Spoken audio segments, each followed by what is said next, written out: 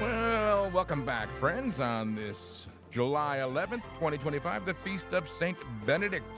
I'm Jim, And this is Cheryl. and happy to have you here for the second big hour of Friday Live. Hope you are enjoying, well, I guess it's still pretty nice, huh? It's lovely. It's a lovely day because look what we have to compare it to these last couple of weeks. Yeah. Gorgeous out there. St. Benedict fights off the enemy, fights off the devil. I have that St. Benedict cross on my nightstand. I remember I had a necklace and I didn't realize, it was a St. Benedict. I liked it. I liked the look. It was like a black background with the gold and the crucifix. And I was speaking with a sister and she goes, "Oh, I noticed you have a St. Benedict cross." She goes, "They are very powerful." And then I looked him up and then I did all their reading. And I wonder if I still have it. I have a feeling I lost it. Got to keep it. I will look when I go home. All right. So, we'll go to our gospel reading and reflection today is by Father Gary Koch later on this hour. John, I think his name is pronounced Sechuk. We'll find out. He is the head of a wonderful organization over in the Bucks County area, but they do great outreach even over here into New Jersey, Generation Life. We've known of this organization probably for 25 years. Right. They've been around, I think, a couple of decades now. Right. I think Kim Savage was her name. Kim Savage was the head of it. We'll find out. John will know. He'll tell us all about Generation Life and the great work they do with young people. Great. But we will first go to our gospel reading for this, the 15th Sunday in Ordinary Time, followed by a beautiful reflection by Father Gary Koch. A reading from the Holy Gospel according to Luke. There was a scholar of the law who stood up to test Jesus and said, "Teacher, what must I do to inherit eternal life?" Jesus said to him, "What is written in the law? How do you read it?" He said in reply, "You shall love the Lord your God with all your heart, with all your being, with all your strength, and with all your mind, and your neighbor as yourself." He replied to him, "You have answered correctly. Do this and you will live." But because he wished to justify himself, he said to Jesus, "And who is my neighbor?" Jesus replied, "A man fell victim to robbers as he went down from Jerusalem to Jericho. They stripped and beat him and went off, leaving him half dead. A priest happened to be going down that road, but when he saw him, he passed by on the opposite side. Likewise, a Levite came to the place, and when he saw him, he passed by on the opposite side. But a Samaritan traveler who came upon him and was moved with compassion at the sight, he approached the victim, poured oil and wine over his wounds, and bandaged them. Then he lifted him up on his own animal, took him to an inn, and cared for him. The next day he took out 2 silver coins and gave them to the innkeeper with the instruction, 'Take care of him. If you spend more than what I have given you, I shall repay you on my way back.' Which of these 3, in your opinion, was neighbor to the robber's victim?" He answered, "The one who treated him with mercy." Jesus said to him, "Go and do likewise." The Gospel of the Lord. Praise to you, Lord Jesus Christ. This Sunday we are challenged anew with one of the most well-known of the parables of Jesus, that of the Good Samaritan. Having been questioned by an expert in the law as to the meaning of neighbor in regards to observance of the law, Jesus responds with a parable. In the parable, Jesus paints a rather vivid picture. His listeners all knew well the road from Jerusalem to Jericho, following the Wadi Kelt. It was a narrow, winding path through a canyon with a steep incline. Jerusalem and Jericho, 17 miles apart, yet there is a 3,500-foot change in elevation. Narrow and rugged, this road was a place where travelers were often robbed by bandits.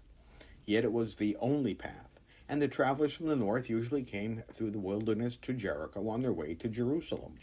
It was well traveled. Jesus himself walked this road on many occasions, so it is the perfect setting for this parable. It is easy to imagine this road where an unsuspecting man traveling alone was come upon by robbers and beaten to a bloody mess, left for dead and abandoned. Jesus placed 2 important religious figures in the parable, a priest and a Levite, each on their way to Jerusalem to serve at the temple. Afraid of violating ritual purity, they both walked past, ignoring the cries of the man in the ditch. The audience, hearing this parable, knew that they did the right thing, as their service at the temple excused them from doing anything further. Jesus then introduced the hero of the parable, a Samaritan. This is a foreigner, not welcome in Jerusalem. The Samaritan risked his very life in order to tend to this man and his wounds. Placing the man on his pack animal, he carried him down the road and took him to a hostel, a primitive form of a hospital, and paid for his care. Now the young lawyer was shaken.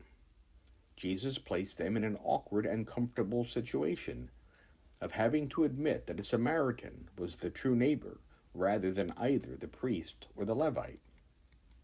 While some people tend to forget that this is a parable and speak of it as though it were an actual event, which to some extent it could also be, yet others dismiss it as they will do with much of the teaching of Jesus. Still, there is a third way to look at this parable. The parable places us outside of the walls of Jerusalem, witnessing a man being beaten, stripped, and badly bruised, a scene which ought to immediately draw us to think of the very passion of Jesus Christ, recounted later on in the Gospel. At the direction of those who were experts in the law, Jesus was stripped, beaten, and left half dead before they took him outside of the city to be crucified.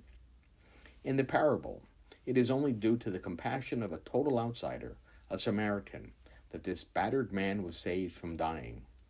Along the way of the cross, it was an outsider, Simon of Cyrene, who was pressed into service to carry the cross with Jesus on the path to his crucifixion.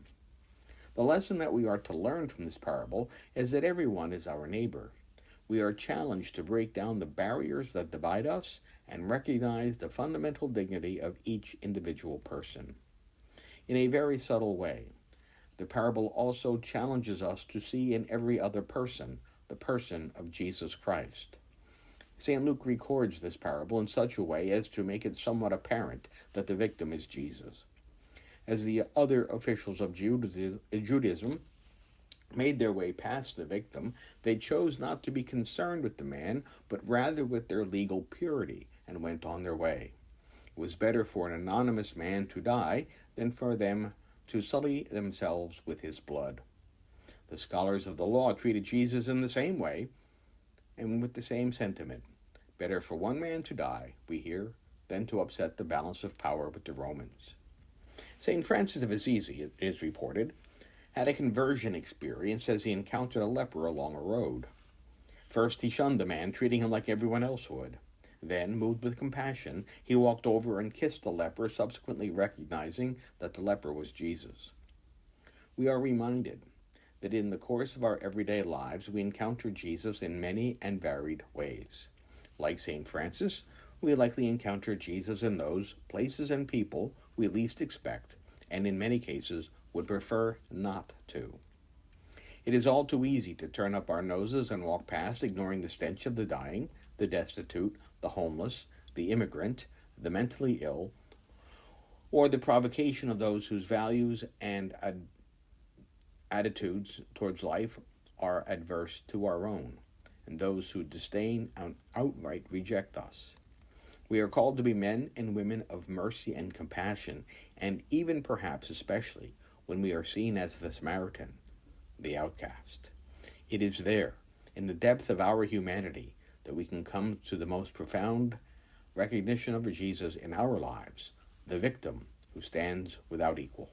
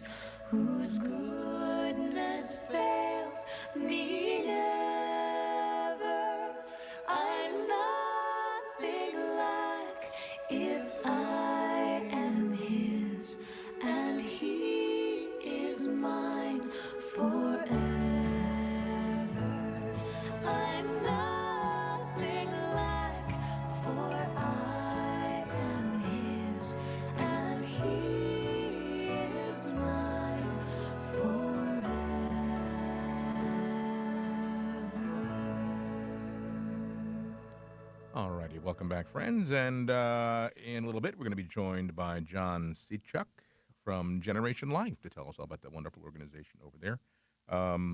We mentioned today is the feast day of Saint Benedict. Now, if you are on our email list, we have Oh, yes. Tell me this again. all you have to do is get on our email list. You can go to our website and say, I want to be on your email list. And every day, Monday through Friday, we send out program highlights. Actually, the entire day's schedule up until 6 o'clock. Uh-huh. Goes out about 6:15 in the morning, so you have the whole day. And all of those programs that let us know what their guests or who their topics will be, we put that on there. And also, we start off with the saint of the day. So today, of course, is Saint Benedict. And let's see, where did I get I don't have it in front of me now. I was going to read. And also the daily readings. And the daily readings, which you can click on. It takes you right to the USCCB website with the actual readings of the day. One-stop shopping, my friends. And so it tells you all you do is go to our website, domesticchurchmedia.org, And somewhere on there it says join our mailing list, email list, Hmm. and we send them out. That's all. You don't get bombarded with anything else. That's just every day, Just a Monday daily through Friday, update. daily update on what the programs will be and what the Hmm. topics are, who the guests will be. And I think it's a great way to keep connected and stay connected to us here, and also share with you all of the information about the programs that are coming up, so you know what to listen for. And so, happy feast day to all the Benedicts out there. Do you know anyone named Benedict? The former pope, not former pope, Yeah, past but like past personally, pope. I don't hear that name. Benny. No any Ben, Bennies out there. Ben or Benny. That's true. We know a Ben. Ben, and then I wonder, was his full name? And chances are, Catholic family, they probably named him Benedict. But feast days, it was all the way back in 1570. The good Pope Pius V started establishing these saint feasts right after the Council of Trent. And that first few years, they put on the calendar 158 feast days. And then it grew. Eventually, in some years, it grew to 230 feasts. So you'd go to daily mass, and they'd always be celebrating somebody's feast day. But it got to the point, I think it was 1950 maybe, there were 262 feast days. And you think there's only 365 days in the calendar year. And it started to override those special liturgical days that would determine maybe the first day of Advent or the first day, like things that we really needed to be focusing on. It left very few days in the year to just look at the basic significant events, salvation history. So it was Second Vatican Council that did that reform, 1969, and they cut it back. And the Universal Church now only observes and celebrates the feasts that remember saints who have a significant meaning for the entire church. So on the local level, if your parish is, well, today I think Saint Benedict is one of those prominent feasts. But if your parish is dedicated to a certain saint, they'll certainly highlight that feast day, that saint, maybe build a parish mission around it or some sort of mass or celebration. But unless it affects and really has an influence on the entire church body universally, you won't see it on the calendar. Well, that was the big misinterpretation where Saint Christopher was taken off the Right. the liturgical calendar. But many people said that the Second Vatican Council, he's no longer a saint. But you can't do that. No, they didn't undo. They just took him off the liturgical calendar. So maybe it's celebrated in certain regions or dioceses. They'll highlight these. If you look on the daily ordo, there are many saint options. You can say the daily mass, and there's optional readings for particular saints. But they don't want to ignore the other events that happen in the church. No, So they minimized no, it no. to a degree. And there are some solemnities like St. Peter and Paul that if it falls on a Sunday, that's the solemnity That of the will day. take right. Yeah. So. Yeah. So, But no, they didn't, take away Saint Christopher. no, he's still a saint. He's Yeah. just not on the liturgical calendar. Let's see. We have here. This didn't get a lot of news, but I think this is very interesting. If I can pull it up real quick on my phone here. Elon Musk has this something called Neuralink chip, and they put it in the brain of paralyzed individuals.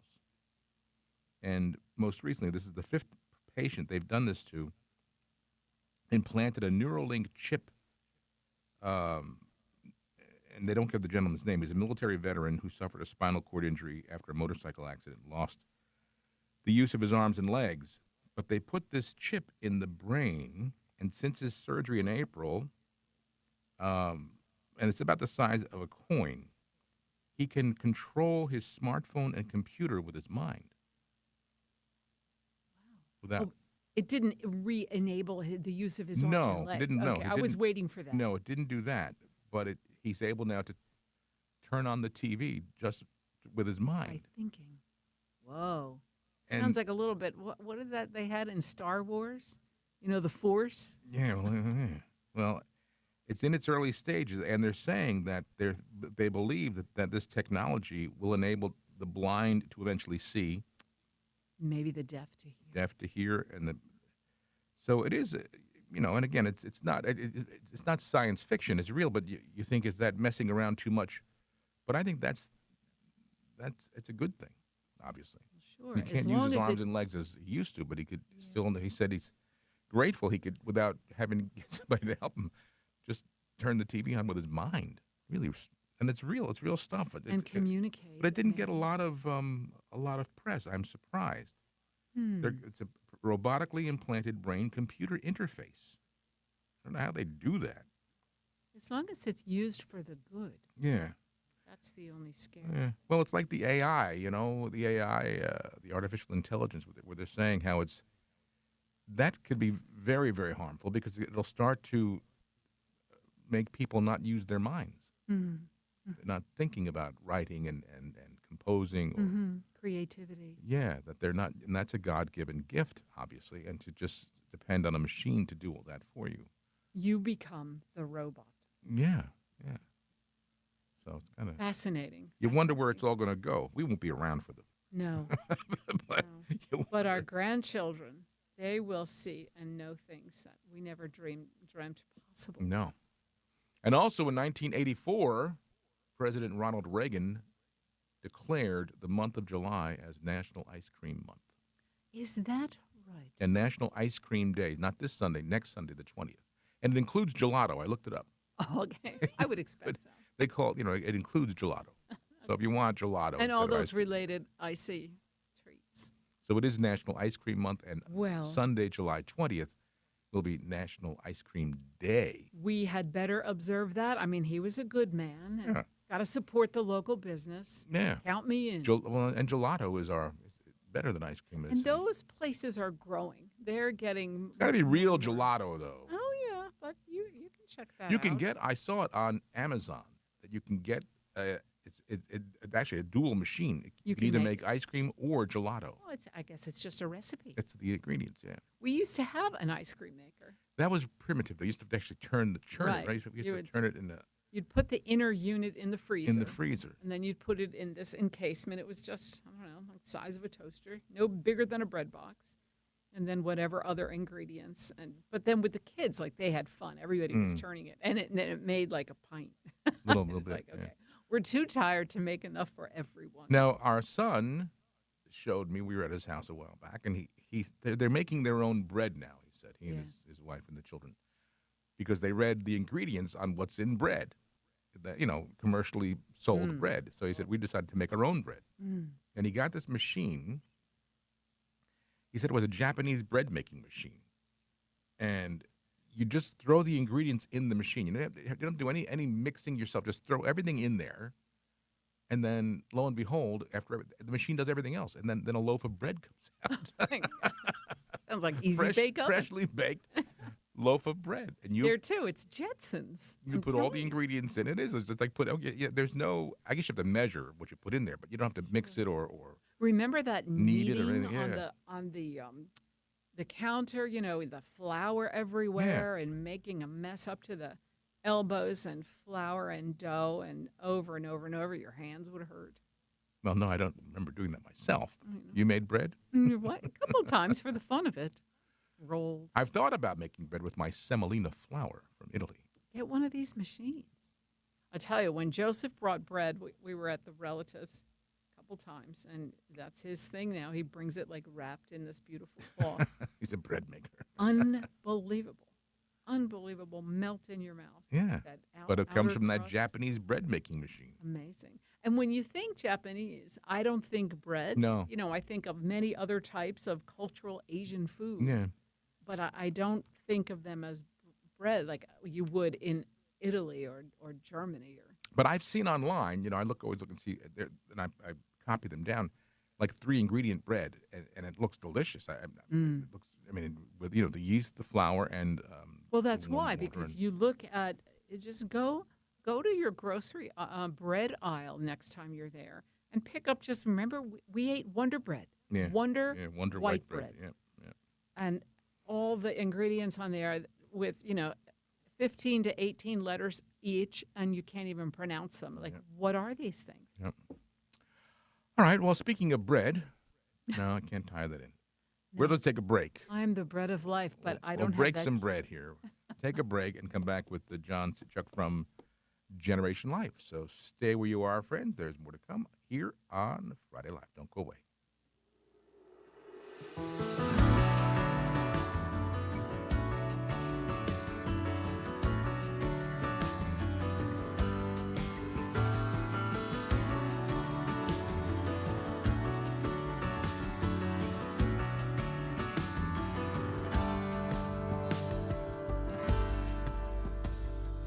Holy God, we praise thy name.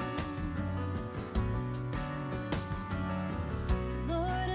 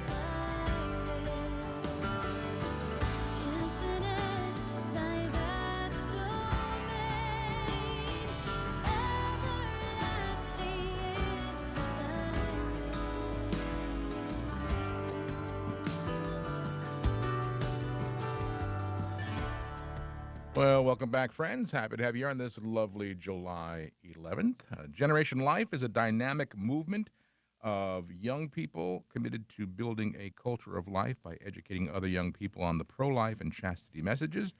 We believe, or they believe, that, and we also do agree with them, that by spreading the message of chastity, we can end abortion at its root cause. And we want to welcome to the program from Generation Life, Jon Sechuk. Hey, John, how are you? Doing well, doing well. How are you guys doing? We're doing well, John. Now, Great. tell us.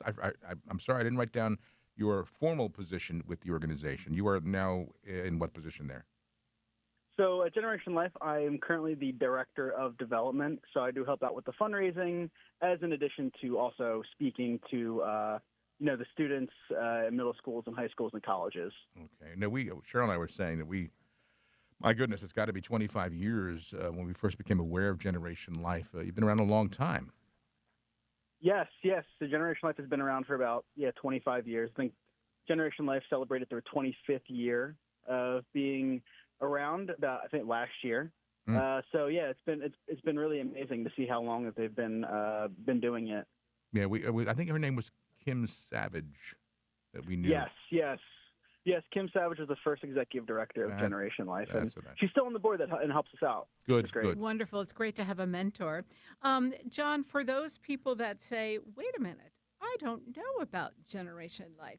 Or, we hear the phrase, or somebody goes off to college and she says, yes, I'm going to be helping with Generation Life. Can you give us a brief explanation? Like what do these, your people do or those young people do for the organization? Yeah, of course. That's a very good question. So basically with Generation Life, our main goal is to spread the pro-life and chastity messages, just to help educate people about the realities of, abortion in our country and how horrible it is, but then also how we could prevent that by talking about chastity and especially saving sex for marriage. And that's basically our main mission, is to help students know about what sexuality is for, how God has made us, and how we're supposed to be living that out, and how that will lead to good relationships, good friendships, and also happy and healthy marriages. Now, I know you're located in Pennsylvania, but you do have outreach over here into New Jersey as well, right?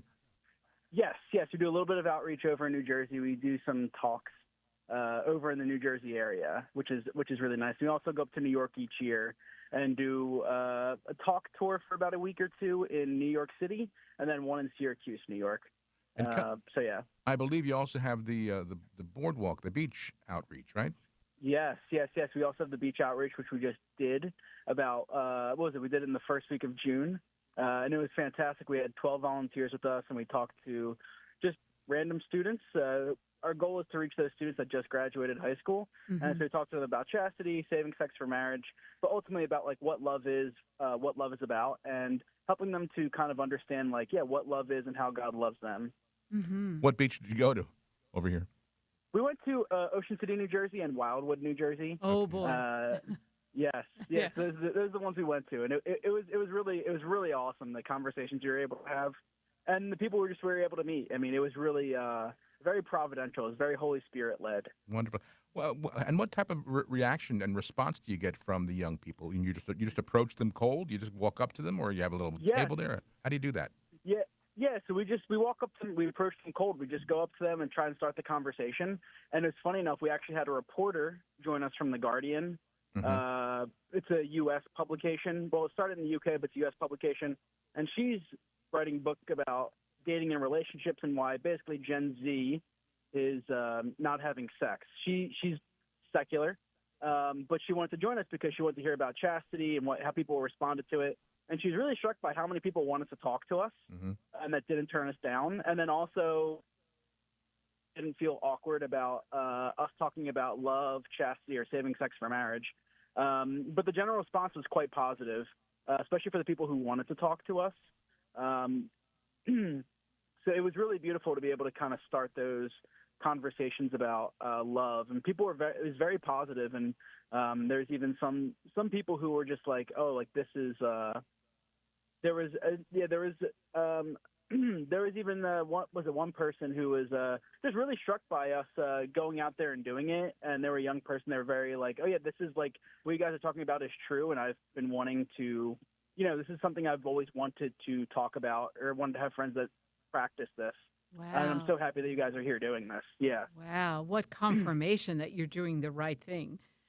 Yes. No. Exactly. That's wonderful. And I imagine you train your volunteers to a degree, like the reactions must be from A to Z, all sorts of Yeah. responses. Exactly. And we also talk about too that hey, sometimes you may not be able to. You're in a conversation. You may not be able to get to talking about chastity or saving sex for marriage because Mhm. maybe the person doesn't understand what love is and how it's self-sacrificial, it's giving of self. So you just sit with them in that, and then you talk about it. But if we're able to get to the chastity and the saving sex for marriage part, that's that's even better. But the main goal is really just to encounter those people and really meet them where they're at because that's what Jesus did. He met people where they're at, Right. and he just he talked to them. He shared his life with them, and that was our main goal with this. John, We're meeting people. how did you get involved with Generation Life? Yes, so I got involved with Generation Life in about a year and a half ago. Basically, I worked as a missionary with Focus, the Fellowship of Catholic University Students, Oh, for about yes. 3 years. So I was in Massachusetts. My wife and I, we got married. She's also with Focus, but we moved back to Philadelphia. I had a job as cooking because I really wanted to have like a restaurant. But Oh, then after a couple months, I was like, yeah, this isn't going to work out. And then I found out about Generation Life through one of my neighbors in my neighborhood who was the executive director there. And next one thing led to another. I started applied and I got interviewed and I signed on to be to work for Generation Life after that. And fantastic. about how many young people, and I assume they're all young people, work for Generation Life in this capacity? So yeah, right now we only have a staff of 4 people. Hmm.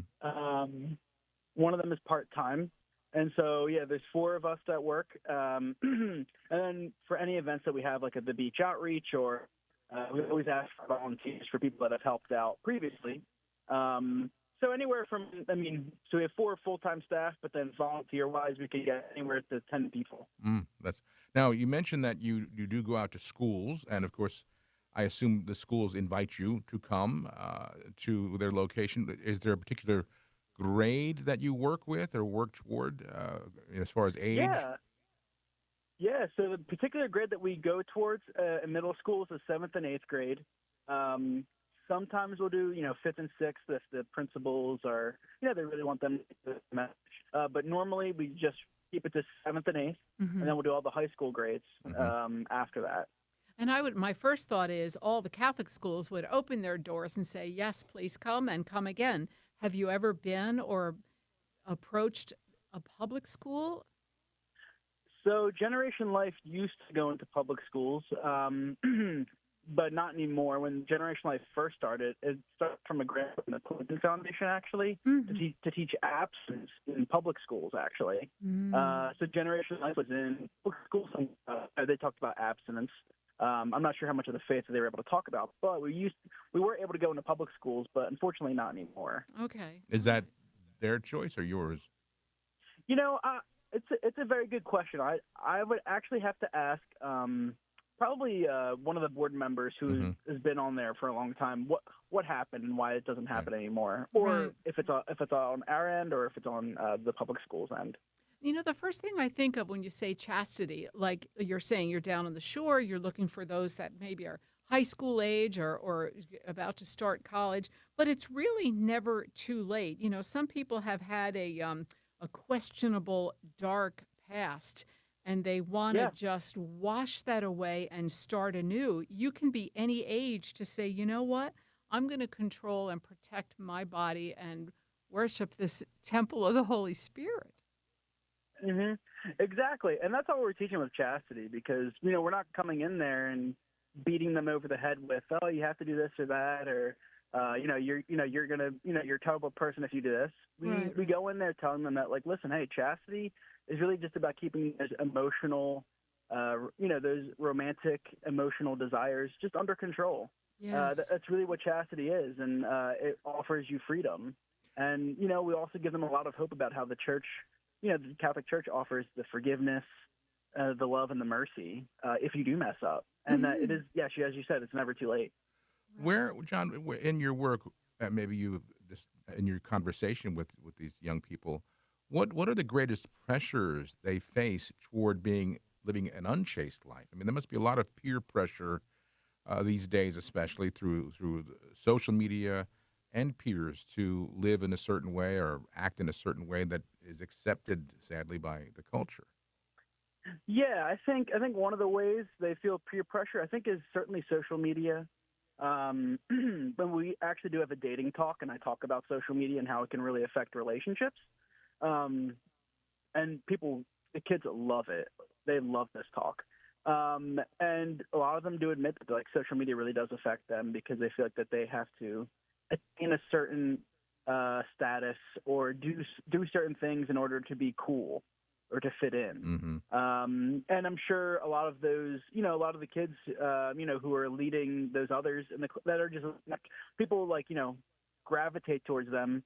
They're looking to them, and they're maybe not the best example, so they're just trying to fit in. Mm-hmm. But I think it is the social media that really does affect a lot of the students when it comes to feeling peer pressure to do this stuff. Yeah, because like when you talk about going to see 7th and 8th graders now, Cheryl and I we're baby boomers. When I was in 7th grade, I just cared what place the Yankees were in. I didn't really care about much, much else. But It's a different the pressures today, though, they're reaching younger and younger people every day, it seems. Yes, exactly. I mean, with social media and kids getting phones at such an early age, studies show that a lot of our teenagers and even middle schoolers they're anxious, they're depressed, and they have all this worry in life when they're such a young kid. They don't have to worry about what kind of job they're going to have. Mm-hmm. And I think if anything, that's really what's weighing on their minds.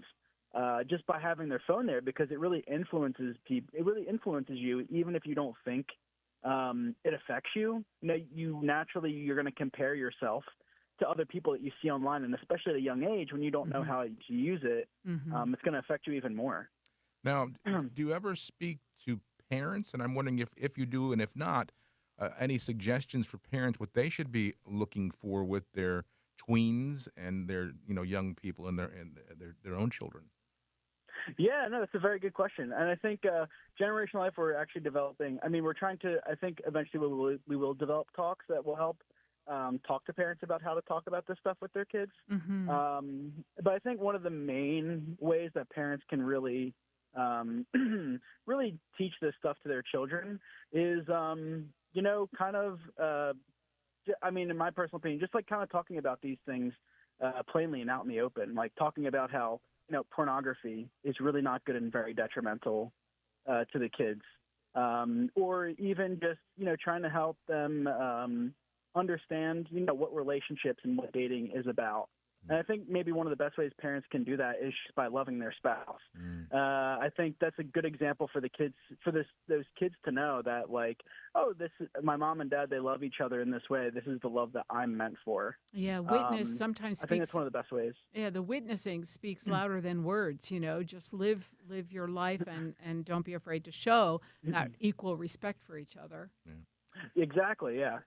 Now, the website, listeners, is generationlife.org, generationlife.org. And if our listeners go there, John, they can communicate with you on various topics. But I suppose if they want to invite you to their school or other information, they can go there for that, right? Yes, exactly. On our website, we have a button that you can request to book a talk or find out if you have any other questions. The emails that get sent right to us, and we'd be able to, cater to whatever you would want, and also be able to come and visit your school if you're interested. As director of development, and you're obviously Generation Life is a nonprofit organization. People can also help you out there as well if they desire, right? Yes, exactly. Yes, there's also a donation page on there too. Is that how you operate through, like we do, just through benefactor and listener support or support?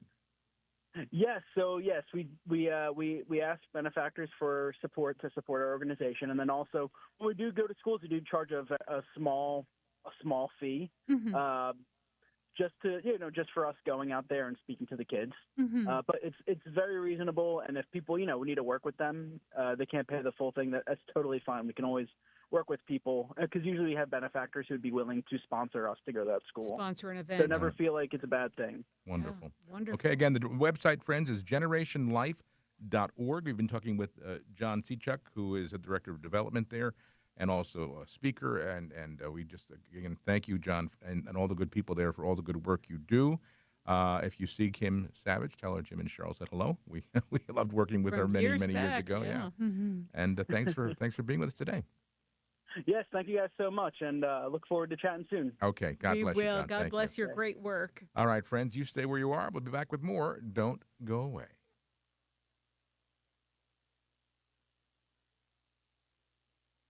Scheid, Kitty Cleveland, Dr. Donald Wallenfang, Patricia Sandoval, and Living Praise Worship Team for the Women of Grace Retreat, Hope for the Journey at the Malvern Retreat House, July 25th through 27th. Dynamic presentations and witnesses will unveil the graces available to you through the virtue of hope. Discover the true meaning of hope and how you can apply HOPE in your life. In addition, there will be daily mass and prayer, a healing service, accommodations, meals, and fellowship with sisters in Christ. For more information and to register, go to womenofgrace.com.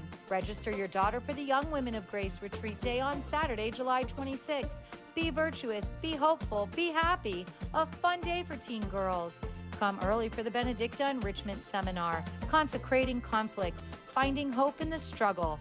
Join us and discover why hope is the anchor of your soul. Register for all this at womenofgrace.com. For the Jews of old, the temple was the holiest place in the universe, and the spiritual center of the temple was the Holy of Holies. It was blocked off by a thick curtain, and only the high priest could enter to offer sacrifice to God. He had to have a rope tied around his ankle in case he died in there, so he could be dragged out because no one else was ever allowed in. I lead a pilgrimage to the Holy Land every year, and to this day, you can see Jewish people from around the world come to the Wailing Wall, the closest place to where the Holy of Holies was, just to touch that wall. When Jesus died, the curtain separating the Holy of Holies was torn in two, not from bottom to top, which man could have done, but in an act of God from top to bottom. Why? Because in the new covenant, God's dwelling place is you. You are the holiest place in the universe. Do you live like it? This is Chris Stefanik from RealLifeCatholic.com on EWTN Radio. My family left the church because of a very negative experience with a specific priest, and that took my whole family away from going to church for a long period of time. There were other Catholic churches, and there were great Catholic churches and great priests, but we stopped because of that one specific instance. And in a way, I was cheated out a big part of my journey in my life because we weren't in the church. In life, it seems like we're always enslaved to something, and I think that's basically what our culture is all about right now. Is we are enslaved to power or to greed or to wealth or to lust, but there's a true freedom to not be enslaved, but to attach ourselves to God and to be free. My involvement in the church, my relationship with God is who I am. It's what gives me my identity. Thank God I'm home. If you've been away from the Catholic Church for whatever reason, we invite you to take another look. Visit CatholicsComeHome.org today. My family left the church because of a very negative experience with a specific priest, and that took my whole family away from going to church for a long period of time. There were other Catholic churches, and there were great Catholic churches and great priests, but we stopped because of that one specific instance. And in a way, I was cheated out a big part of my journey in my life because we weren't in the church. In life, it seems like we're always enslaved to something, and I think that's basically what our culture is all about right now. Is we are enslaved to power or to greed or to wealth or to lust, but there's a true freedom to not be enslaved, but to attach ourselves to God and to be free. My involvement in the church, my relationship with God is who I am. It's what gives me my identity. Thank God I'm home.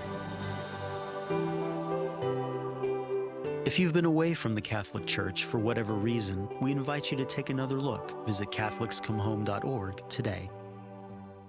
All righty, welcome back. A couple minutes left before we have to head on out of here. And again, thanks to Jon Sechuk from Generational Life for joining us. Again, that website, friends, if you want to find out more about them, is generationlife.org. They've been around for 25 years. And I remember when they first started, Kim was, we were at a different station, but Kim, and she was on with us occasionally. Right. We even went to one of those, I think, when Angela was little, didn't we? Go to some.